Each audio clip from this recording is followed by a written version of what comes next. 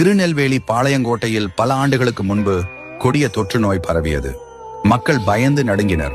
அப்போது பட்டாளத்து லயன், இன்றைய சமாதானபுரம் என்ற பகுதி, அங்கே ஓர் ஓலை குடிசையில் அமர்ந்திருந்தாள் சக்தி வாய்ந்த அன்னை. அவளே ஆயிரத்தம்மன். அந்த பகுதியில் மக்கள் அனைவரும் ஒன்று கூடி அன்னையை வேண்டி பொங்கலிட்டு சிறப்பு வழிபாடு நடத்தினர். நோய் நீங்க அம்மன் அருள் செய்தாள். ஆனால் இந்த பகுதியில் வசித்தவர்களில் பலர் பட்டாளத்து வீரர்கள்.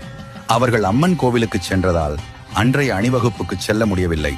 இதனால் ஆத்திரமடைந்த அஹ்னிதுரை என்ற நவாப் வீரர்களை அழைத்து கோபமாக கேள்வி எழுப்பினான்.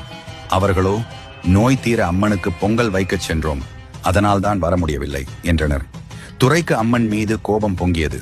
அவன் ஆணவத்துடன், அந்த சிலையின் மீது சுடுங்கள் என்று உத்தரவிட்டான். வீரர்கள் துரையின் உத்தரவுப்படி சுட்டனர். அன்னையின் திருமேனியின் கைகள், கால்கள், இடுப்பு பகுதி நொறுங்கி போனது. அன்றிரவு துரையின் குடும்பத்திற்கு கொடிய நோய் ஏற்பட்டது. தன் தவறை உணர்ந்து பயந்து போன துரை ஓடோடி வந்து நொறுங்கிய சிலை முன் விழுந்து கண்ணீர் மல்க மன்னிப்பு கேட்டான்.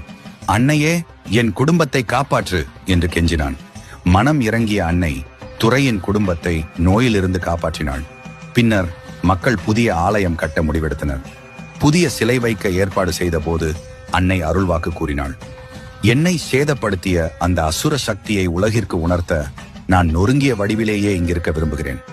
அன்னையின் விருப்பப்படி இன்றும் அந்த நொறுங்கிய நிலையில் உள்ள மூல விக்கிரகமே ஆயிரத்தம்மன் ஆலயத்தில் அருள்பாலிக்கிறது. அவள் மக்களுக்கு துணை நிற்பதோடு மைசூர், குலசைக்கு அடுத்தபடியாக பாளையங்கோட்டையில் கோலாகலமாக நடக்கும்